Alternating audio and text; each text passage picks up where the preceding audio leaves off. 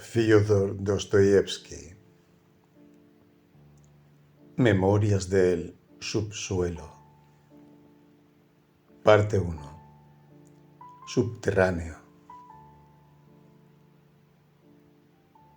1.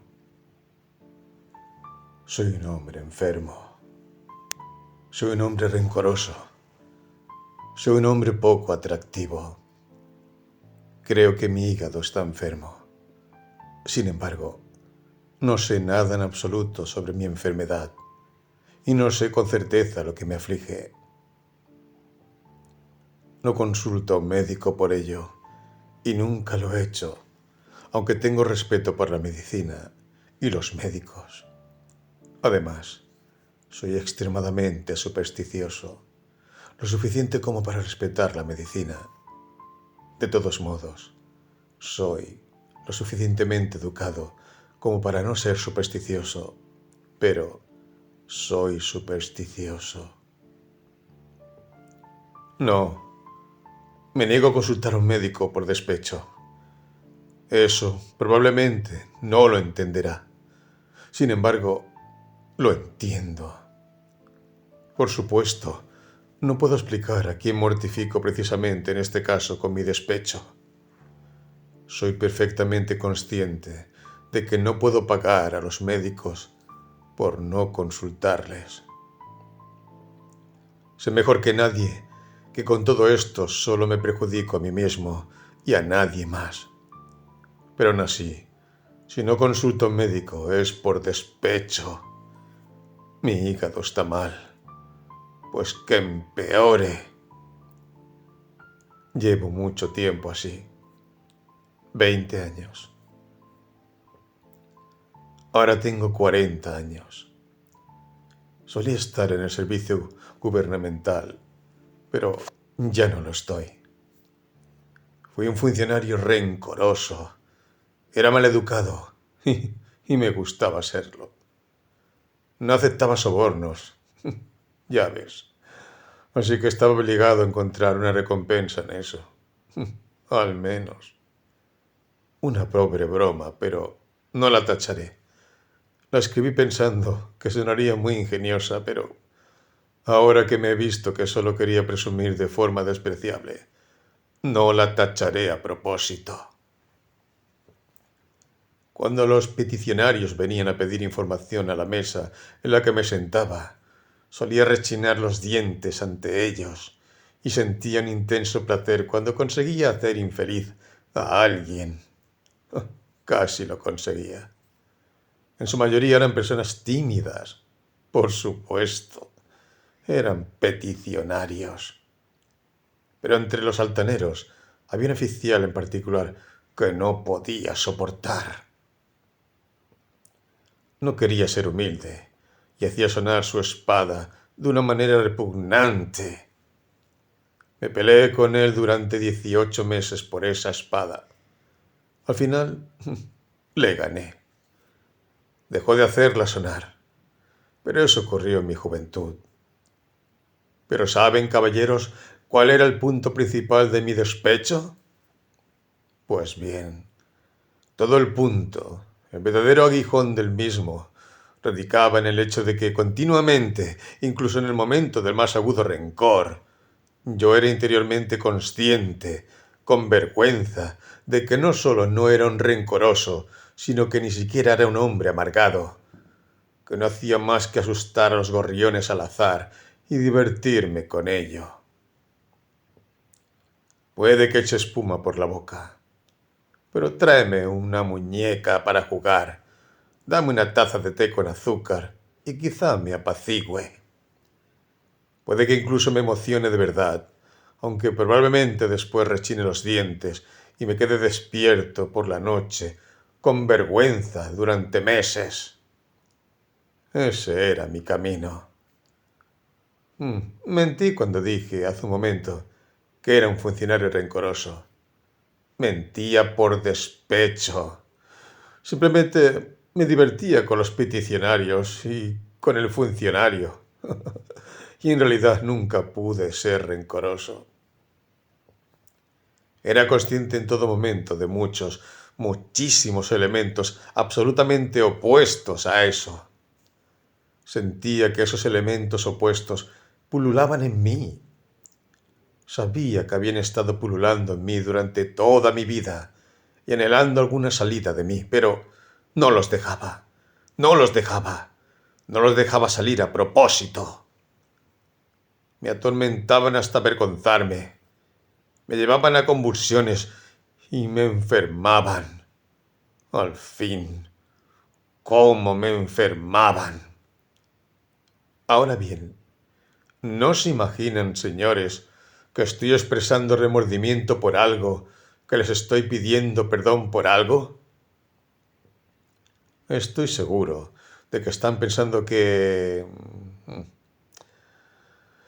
Sin embargo, les aseguro que no me importa si lo hacen. No solo no podía convertirme en rencoroso, sino que no sabía cómo convertirme en nada, ni rencoroso ni bondadoso, ni un bribón ni un hombre honesto, ni un héroe ni un insecto. Ahora estoy viviendo mi vida en mi rincón, burlándome de mí mismo con el rencoroso e inútil consuelo de que un hombre inteligente no puede llegar a ser nada en serio, y solo el tonto llega a ser algo. Sí, un hombre en el siglo XIX debe, y moralmente debe ser, preeminentemente una criatura sin carácter. Un hombre de carácter, un hombre activo, es preeminentemente una criatura limitada. Esa es mi convicción desde hace 40 años. Ahora tengo 40 años. Y ustedes saben que 40 años es toda una vida. Saben que es una vejez extrema. Vivir más de 40 años es de mala educación. Es vulgar, inmoral. ¿Quién vive más allá de los 40 años? Respondo a eso. Sincera y honestamente te diré quiénes lo hacen. Tontos y despreciables. Se lo digo en la cara a todos los ancianos, a todos esos venerables ancianos, a todos esos plateados y reverendos ancianos. Se lo digo en la cara a todo el mundo. Tengo derecho a decirlo porque yo mismo seguiré viviendo hasta los 60, hasta los 60, hasta los 80. Quédate. Déjame respirar. Imaginan sin duda, caballeros, que quiero divertirles. En eso también se equivocan. No soy en absoluto una persona tan divertida como se imaginan, o como pueden imaginarse. Sin embargo, irritados por toda esta palabrería, y siento que están irritados, creen conveniente preguntarme quién soy. Entonces, mi respuesta es que soy un asesor colegiado. Estuve en el servicio para poder tener algo que comer, y únicamente por esa razón. Y cuando el año pasado un pariente lejano me dejó 6.000 rublos en su testamento, me retiré inmediatamente del servicio y me instalé en mi rincón. Antes vivía en este rincón, pero ahora me he instalado en él. Mi habitación es una miserable y horrible en las afueras de la ciudad. Mi criada es una vieja campesina, malhumorada por la estupidez, y además siempre hay un olor desagradable en ella. Me han dicho que el clima de Petersburgo es malo para mí, y que con mis escasos medios es muy caro vivir en Petersburgo. Todo eso lo sé mejor que todos esos sabios y experimentados consejeros y monitores. Pero me quedo en Petersburgo. No me voy a ir de Petersburgo. No me voy a ir porque... no importa en absoluto si me voy o no me voy. Pero ¿de qué puede hablar un hombre decente con más placer? Respuesta: de sí mismo. Pues bien, hablaré de mí mismo. 2. Quiero decirles ahora, señores, tanto si les interesa oírlo como si no, ¿por qué no he podido ni siquiera convertirme en un insecto? Les digo solemnemente que he intentado muchas veces convertirme en un insecto, pero ni siquiera estuve a la altura de eso. Les juro, señores, que ser demasiado consciente es una enfermedad. Una verdadera enfermedad de fondo. Para las necesidades cotidianas del hombre, habría bastado con tener la conciencia humana ordinaria, es decir, la mitad o la cuarta parte de la que le corresponde a un hombre cultivado de nuestro infeliz siglo XIX. Especialmente a uno que tiene la fatal mala suerte de habitar Petersburgo, la ciudad más teórica e intencional de todo el globo terrestre. Hay ciudades intencionales y no intencionales. Hubiera bastado, por ejemplo, con tener la conciencia por la que viven todas las llamadas personas directas y los hombres de acción. Apuesto a que pensáis que escribo todo esto desde la afectación, para ser ingenioso a costa de los hombres de acción. Y lo que es más, que desde la afectación mal educada estoy haciendo sonar una espada como mi oficial. Pero señores, ¿quién puede enorgullecerse de sus enfermedades e incluso pavonearse de ellas? Aunque, después de todo el mundo lo hace. La gente se enorgullece de sus enfermedades, y yo lo hago tal vez más que nadie. No lo discutiremos. Mi afirmación era absurda, pero sin embargo estoy firmemente convencido de que gran parte de la conciencia, todo tipo de conciencia, de hecho, es una enfermedad. Me atengo a eso. Dejemos eso también por un minuto. Dígame esto. ¿Por qué sucede que en los mismos, sí, en los mismos momentos en que soy más capaz de sentir todo el refinamiento de todo lo que es sublime y bello, como suelen decir en una época, me sucedería como si fuera un designio, no solo sentir, sino hacer cosas tan feas, tales que... En fin, acciones que todos tal vez cometen, pero que, como a propósito, se me ocurrían a mí en el momento en que era más consciente de que no debían cometerse. Cuanto más consciente era de la bondad y de todo lo que era sublime y bello, más profundamente me hundía en mi fango y más dispuesto estaba a hundirme en él por completo. Pero el punto principal era que todo esto no era, por así decirlo, accidental en mí, sino como si estuviera obligado a ser así. Era como si se tratara de mi condición más normal, y no de una enfermedad o depravación en lo más mínimo. De modo que al final pasó todo deseo en mí de luchar contra esa depravación. Terminó en mí por casi creer, tal vez realmente creer, que esto era tal vez mi condición normal. Pero al principio, en el comienzo, qué agonía soporté en esa lucha. No creía que fuera lo mismo con otras personas, y toda mi vida oculté este hecho sobre mí como un secreto. Me avergonzaba, incluso ahora, tal vez me avergüence.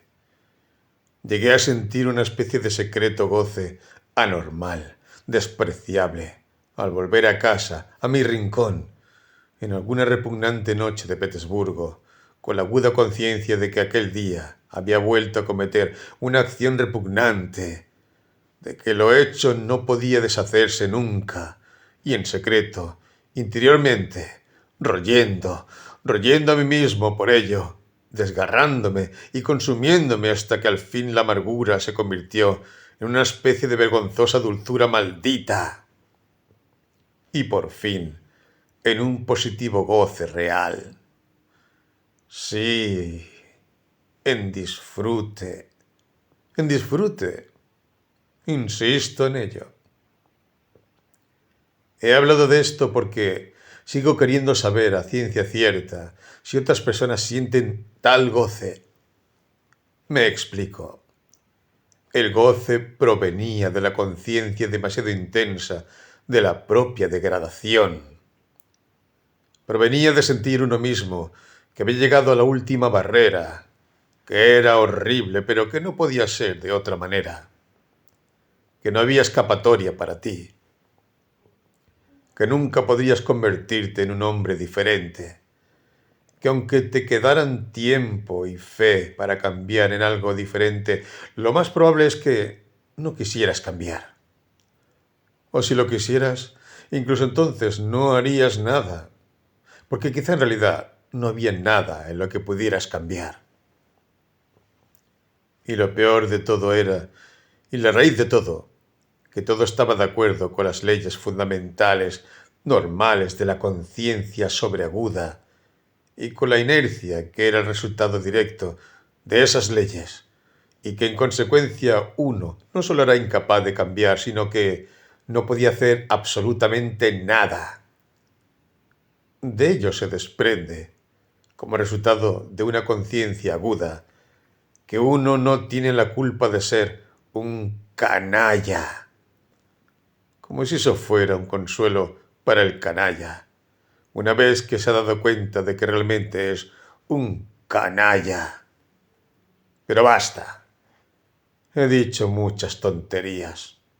Pero, ¿qué he explicado?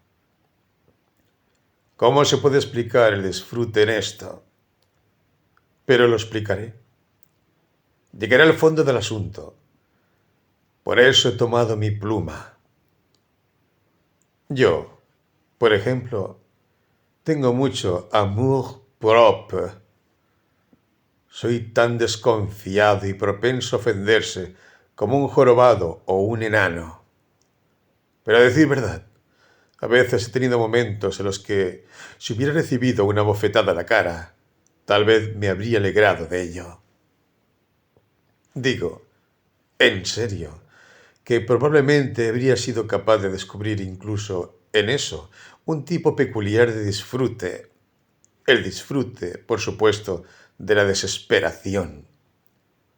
Pero en la desesperación hay los más intensos disfrutes, especialmente cuando uno es muy agudamente consciente de la desesperanza, de su posición. Y cuando uno recibe una bofetada en la cara, entonces la conciencia de haber sido hecho papilla lo abruma positivamente. Lo peor de todo es que, se mire por donde se mire, sigue resultando que yo siempre fui el más culpable de todo. Y lo que es más humillante de todo, la culpa no es mía, sino, por así decirlo, de las leyes de la naturaleza. En primer lugar, tener la culpa porque soy más inteligente que cualquiera de las personas que me rodean. Siempre me he considerado más inteligente que cualquiera de las personas que me rodean. Y a veces, ¿crees que me avergüenzo de ello? En cualquier caso, toda mi vida he desviado la mirada y nunca he podido mirar a la gente directamente a la cara. La culpa, en fin, porque aunque hubiera tenido magnanimidad, solo habría tenido más sufrimiento por la sensación de su inutilidad. Ciertamente nunca habría podido hacer nada por ser magnánimo, ni perdonar, porque mi agresor me habría bofeteado tal vez por las leyes de la naturaleza. Y uno no puede perdonar las leyes de la naturaleza, ni olvidar, porque aunque se debiera a las leyes de la naturaleza, es insultante igualmente.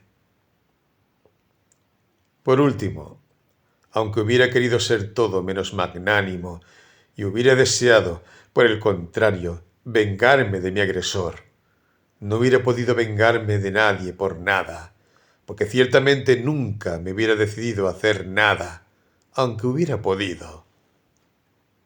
¿Por qué no debería haberme decidido? Sobre esto en particular, quiero decir unas palabras. 3. Con las personas que saben vengarse y defenderse en general, ¿cómo se hace? Pues bien, cuando están poseídos, supongamos, por el sentimiento de venganza, entonces, por el momento no queda nada más que ese sentimiento en todo su ser. Un caballero así simplemente se lanza directamente hacia su objetivo como un toro enfurecido con los cuernos hacia abajo, y nada más que un muro lo detendrá. Por cierto, frente a la pared, tales caballeros, es decir, las personas directas y los hombres de acción, están realmente desconcertados. Para ellos, un muro no es una evasión, como para nosotros, los que pensamos, y en consecuencia no hacemos nada. No es una excusa para apartarse, excusa de la que siempre nos alegramos, aunque nosotros mismos apenas creamos en ella, por regla general. No, ellos no se sienten sorprendidos con toda sinceridad. El muro tiene para ellos algo de tranquilizador, de calmante moral, de definitivo, quizá incluso algo de misterioso, pero del muro, más adelante. Pues bien, una persona tan directa la considero como el verdadero hombre normal, tal como su tierna madre naturaleza deseaba verla cuando la trajo graciosamente a la tierra. Envidio un hombre así hasta ponerme verde. Es estúpido. No lo discuto. Pero quizá el hombre normal deba ser estúpido. ¿Y cómo lo sabes? Tal vez es muy hermoso. De hecho. Y estoy más persuadido de esa sospecha, si se puede llamar así, por el hecho de que si se toma, por ejemplo, la antítesis del hombre normal, es decir, el hombre de conciencia aguda, que ha salido, por supuesto, no del regazo de la naturaleza, sino de una réplica. Esto es casi misticismo, señores, pero sospecho que esto también. Este hombre hecho de una réplica a veces está tan desconcertado en presencia de su antítesis que con toda su conciencia exagerada piensa genuinamente en sí mismo como un ratón y no como un hombre. Puede ser un ratón de conciencia aguda, pero es un ratón, mientras que el otro es un hombre y por lo tanto, etcétera, etcétera. Y lo peor de todo es que él mismo, su propio ser, se considera un ratón. Nadie le pide que lo haga. Y ese es un punto importante. Ahora veamos a este ratón en acción. Supongamos, por ejemplo, que también se siente insultado. Y casi siempre se siente insultado. Y quiere vengarse también. Puede incluso haber en él una mayor acumulación de rencor que en el hombre de la naturaleza y de la verdad. El deseo vil y desagradable de desahogar ese rencor contra su agresor le hace vibrar tal vez con más asco que al hombre de la naturaleza y la verdad. Porque, por su estupidez innata, este último considera su venganza como justicia pura y simple, mientras que, como consecuencia de su aguda conciencia, el ratón no cree en la justicia de la misma. Para llegar por fin al hecho mismo, al acto mismo de la venganza, aparte de la única maldad fundamental, el desafortunado ratón consigue crear a su alrededor tantas otras maldades en forma de dudas y preguntas. Añade a la única pregunta tantas cuestiones no resueltas que inevitablemente se produce a su alrededor una especie de brebaje fatal, un lío apestoso, hecho de sus dudas, emociones y del desprecio que le escupen los hombres directos de la acción que se sitúan solemnemente a su alrededor como jueces y árbitros, riéndose de él hasta que les duele el costado sano. Por supuesto, lo único que le queda es descartar todo eso con un movimiento de su pata y con una sonrisa de supuesto desprecio en la que ni siquiera él mismo cree. Arrastrarse ignominiosamente a su madriguera. Allí, en su desagradable y apestoso hogar subterráneo, nuestro insultado, aplastado y ridiculizado ratón se sumerge rápidamente en un frío, maligno y sobre todo eterno rencor. Durante 40 años recordará su lesión hasta los detalles más pequeños e ignominiosos, y cada vez añadirá, por sí mismo, detalles aún más ignominiosos, burlándose y atormentándose con su propia imaginación. Ella misma se avergonzará de sus imaginaciones, pero sin embargo lo recordará todo. Repasará una y otra vez cada detalle. Inventará cosas inauditas contra sí misma, pretendiendo que esas cosas puedan suceder, y no perdonará nada. Tal vez comience a vengarse también, pero, por así decirlo, poco a poco, de forma trivial, desde detrás de la estufa, de incógnito, sin creer ni en su propio derecho a la venganza, ni en el éxito de su venganza, sabiendo que, de todos sus esfuerzos de venganza, sufrirá 100 veces más que aquel de quien se venga, mientras que él, me temo decir, ni siquiera se rascará. En su lecho de muerte lo recordará todo de nuevo, con los intereses acumulados a lo largo de todos los años y... Pero es justo en esa fría y abominable mitad desesperación, mitad creencia, en ese enterrarse vivo por pena en los infiernos durante 40 años, en esa desesperanza agudamente reconocida y sin embargo parcialmente dudosa de la propia posición,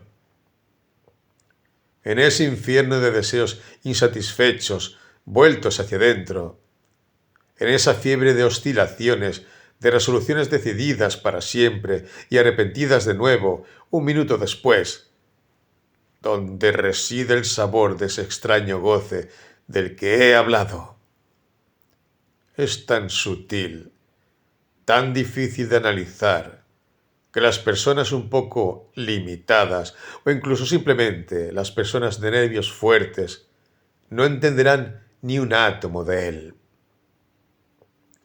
Posiblemente, añadirá usted por su cuenta con una sonrisa, tampoco lo entenderán las personas que nunca han recibido una bofetada en la cara.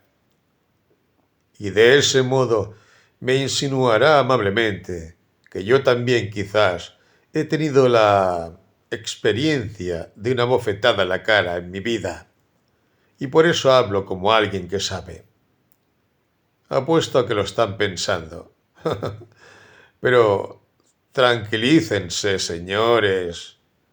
Yo no he recibido una bofetada, aunque me es absolutamente indiferente lo que puedan pensar al respecto. Posiblemente incluso me arrepiento de haber dado tan pocas bofetadas en mi vida. Pero basta, no se hable más de ese tema que tanto le interesa. Continuaré con calma en lo que se refiere a las personas de nervios fuertes que no comprenden cierto refinamiento del disfrute. Aunque en ciertas circunstancias estos señores braman más fuerte como toros, aunque esto, supongamos, les da el mayor crédito. Sin embargo, como ya he dicho, enfrentados a lo imposible, se aquietan enseguida. Lo imposible significa el muro de piedra. ¿Qué muro de piedra? Por supuesto, las leyes de la naturaleza, las deducciones de la ciencia natural, las matemáticas. En cuanto te demuestran, por ejemplo, que desciendes de un mono, no sirve de nada fruncir el ceño. Lo aceptas como un hecho. Cuando te demuestran que, en realidad, una gota de tu propia grasa debe ser más valiosa para ti que 100.000 de tus congéneres y que esta conclusión es la solución final de todas las llamadas virtudes y deberes y de todos esos prejuicios y fantasías, entonces no tienes más que aceptarlo. No hay ayuda para ello, porque el doble de 2 es una ley de las matemáticas. Intenta refutarlo. Te gritarán: es inútil protestar. El doble de 2 es 4. La naturaleza no te pide permiso. No tiene nada que ver con tus deseos. Y tanto si te gustan sus leyes como si te disgustan, estás obligado a aceptarla tal como es y en consecuencia todas sus conclusiones. Un muro, como ves, es un muro, y así sucesivamente. Cielos misericordiosos, pero ¿qué me importan las leyes de la naturaleza y la aritmética cuando por alguna razón me disgustan esas leyes y el hecho de que 2 veces 2 son 4?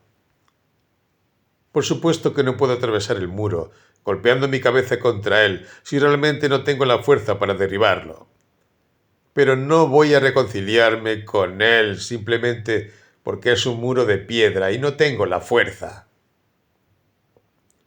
Como si tal muro de piedra fuera realmente un consuelo y realmente contuviera alguna palabra de conciliación. Simplemente porque es tan cierto como que 2 veces 2 son 4. Oh, absurdo de los absurdos. Cuánto mejor es entenderlo todo, reconocerlo todo, todas las imposibilidades y el muro de piedra. No reconciliarse con una de esas imposibilidades y muros de piedra si te repugna reconciliarte con ella. Por el camino de las combinaciones más inevitables y lógicas para llegar a las conclusiones más repugnantes sobre el tema eterno, que incluso por el muro de piedra eres tú mismo de alguna manera culpable, aunque de nuevo es tan claro como el día que no tienes la culpa en lo más mínimo, y por lo tanto rechinar los dientes en la impotencia silenciosa para hundirse en la inercia de lujo, rumiando el hecho de que no hay nadie, incluso para que te sientas vengativo, que no tienes y tal vez nunca tendrás un objeto para tu rencor, que es un juego de manos, un poco de malabarismo, un truco de tahur, que es simplemente un lío, sin saber qué y sin saber quién. Pero a pesar de todas estas incertidumbres y malabarismos, todavía hay un dolor en ti, y cuanto más no sabes, peor es el dolor. 4. Lo siguiente que encontrarás es el disfrute en el dolor de muelas. Gritas con una carcajada. Bueno, hasta en el dolor de muelas hay disfrute, respondo. Tuve dolor de muelas durante un mes entero y sé que lo hay. En ese caso, por supuesto, la gente no es rencorosa, en silencio, sino que gime. Pero no son gemidos cándidos, son gemidos malignos, y la malignidad es todo el punto. El goce del que sufre encuentra su expresión en esos gemidos. Si no sintiera goce en ellos, no gemiría. Es un buen ejemplo, señores, y lo desarrollaré. Esos gemidos expresan, en primer lugar, toda la falta de objetivo de vuestro dolor, que es tan humillante para vuestra conciencia. Todo el sistema legal de la naturaleza, sobre el que escupís con desdén, por supuesto, pero del que sufrís igualmente mientras ella no lo hace. Expresa la conciencia de que no tienes ningún enemigo al que castigar, sino que tienes dolor. La conciencia de que, a pesar de todos los Wagenheims posibles, estás en completa esclavitud de tus dientes. Que si alguien lo desea, tus dientes dejarán de doler, y si no lo hace, seguirán doliendo otros 3 meses. Y que finalmente, si sigues siendo contumaz y sigues protestando, lo único que te queda para tu propia gratificación es golpearte o golpear tu pared con el puño tan fuerte como puedas. Y absolutamente nada más. Pues bien, estos insultos mortales, estas burlas por parte de alguien desconocido, terminan por fin en un disfrute que a veces alcanza el más alto grado de voluptuosidad. Les pido, señores, que escuchen a veces los gemidos de un hombre culto del siglo XIX que sufre de dolor de muelas. Al segundo o tercer día del ataque, cuando empieza a gemir, no como gemía el primer día, es decir, no simplemente porque le duele la muela, no como un campesino cualquiera, sino como un hombre afectado por el progreso y la civilización europea, un hombre que está divorciado del suelo y de los elementos nacionales, como se dice ahora. Sus gemidos se vuelven desagradables, asquerosamente malignos, y se prolongan durante días y noches enteras. Y por supuesto, él mismo sabe que no se hace ningún bien con sus gemidos. Sabe mejor que nadie que no hace más que lacerarse y atormentarse a sí mismo y a los demás para nada.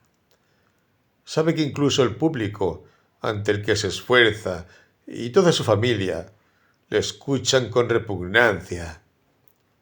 No ponen un aporto de fe en él y comprenden interiormente que podría gemir de otra manera, más sencillamente, sin trinos ni florituras, y que no hace más que divertirse así, por mal humor, por malignidad. Pues bien, en todos estos reconocimientos y disgustos es donde reside un placer voluptuoso, como si dijera: os estoy preocupando, os estoy lacerando el corazón, os estoy quitando el sueño a todos los de la casa. Pues bien, permaneced despiertos, vosotros también sentís cada minuto que me duele la muela. Ahora no soy un héroe para vosotros, como intenté parecer antes, sino simplemente una persona desagradable, un impostor. Bueno, que así sea entonces. Me alegro mucho de que hayas visto a través de mí. Es desagradable para ti escuchar mis despreciables gemidos. Bueno, que sea desagradable.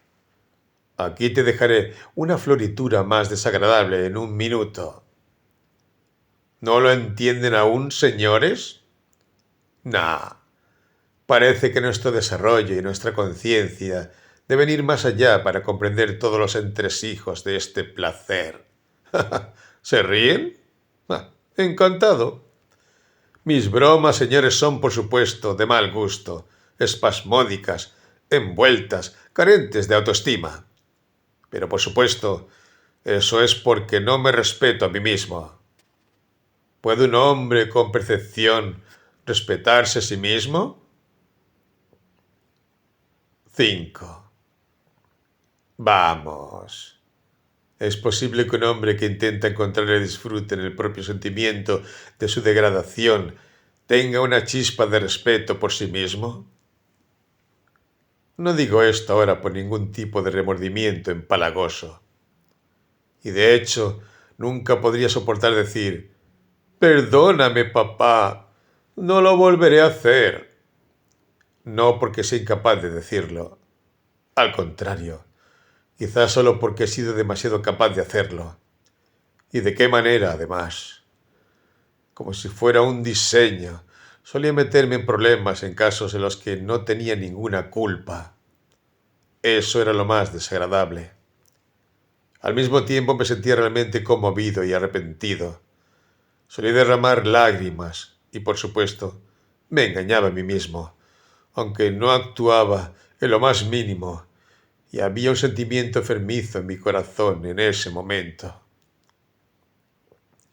Por eso no se podía culpar ni siquiera las leyes de la naturaleza, aunque las leyes de la naturaleza Me han ofendido continuamente durante toda mi vida, más que nada. Es repugnante recordarlo todo. Pero ya entonces era repugnante. Por supuesto, un minuto más tarde me daba cuenta, con ira, de que todo era una mentira repugnante, una mentira afectada. Es decir, toda esta penitencia, esta emoción, estos votos de reforma. Preguntaréis, ¿por qué me preocupaba con tales payasadas? Responded, porque era muy aburrido sentarse con las manos cruzadas y entonces uno empezaba a hacer cabriolas. Eso es realmente. Obsérvense con más atención, señores, y entonces comprenderán que es así. Me inventé aventuras y me inventé una vida para al menos vivir de alguna manera. ¿Cuántas veces me ha sucedido, por ejemplo, ofenderme simplemente a propósito, por nada? Y uno mismo sabe, por supuesto, que no se ofende por nada, que lo está poniendo, pero, sin embargo, llega al final a sentirse realmente ofendido. Toda mi vida he tenido el impulso de gastar tales bromas, de modo que al final no he podido controlarlo en mí mismo. En otra ocasión, 2 veces, de hecho, me esforcé por estar enamorado. Yo también sufrí, señores, se lo aseguro. En el fondo de mi corazón no había ninguna fe en mi sufrimiento, solo una leve conmoción de burla. Pero sin embargo sufrí, y de tal manera real y ortodoxa. Estaba celoso, fuera de mí. Y todo era por el hastío, señores, todo por el hastío. La inercia me venció. Ustedes saben que el fruto directo y legítimo de la conciencia es la inercia, es decir, el sentarse conscientemente con las manos dobladas. Ya me he referido a esto. Repito con énfasis. Todas las personas directas y los hombres de acción son activos solo porque son estúpidos y limitados. ¿Cómo se explica eso? Os lo diré. Como consecuencia de su limitación, toman las causas inmediatas y secundarias por las primarias, y así se persuaden más rápida y fácilmente que otras personas de que han encontrado un fundamento infalible para su actividad. Y su mente está tranquila. Y sabéis que eso es lo principal. Para empezar a actuar, ¿sabes? Primero debes tener tu mente completamente tranquila y no dejar ningún rastro de duda en ella. ¿Por qué? ¿Cómo puedo, por ejemplo, tranquilizar mi mente? ¿Dónde están las causas primarias sobre las que debo construir? ¿Dónde están mis cimientos? ¿De dónde he de sacarlos? Me ejercito la reflexión y por consiguiente cada causa primaria atrae tras de sí otra aún más primaria y así hasta el infinito. Esta es la esencia de todo tipo de conciencia y reflexión. Debe ser un caso de las leyes de la naturaleza de nuevo. ¿Cuál es el resultado final? Pues lo mismo. Recuerda que acabo de hablar de la venganza. Estoy seguro de que no lo has asimilado. He dicho que un hombre se venga porque ve la justicia en ello. Por lo tanto, ha encontrado una causa primaria, es decir, la justicia.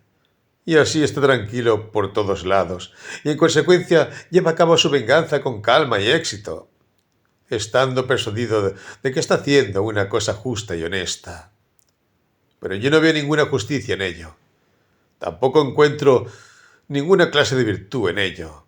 Y en consecuencia, si intento vengarme, es solo por despecho.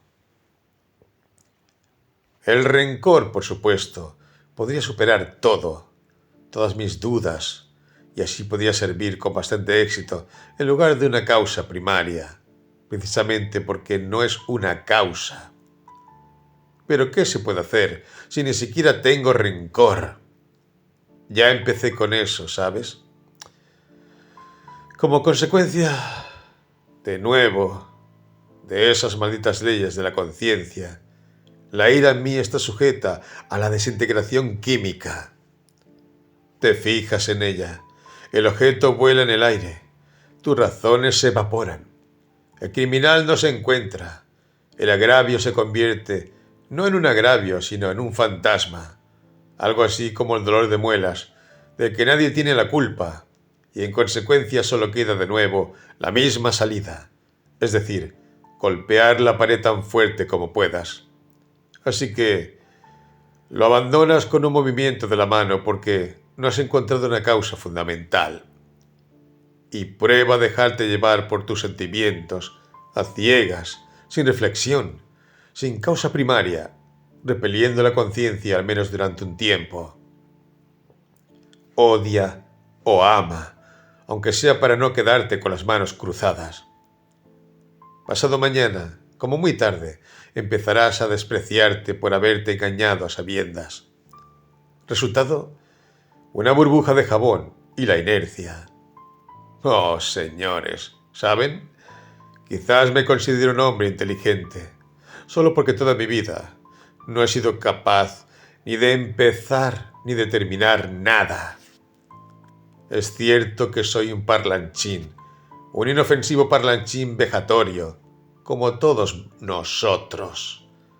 Pero, ¿qué hacer si la vocación directa y única de todo hombre inteligente es el balbuceo? Es decir, el vertido intencionado de agua a través de un colador.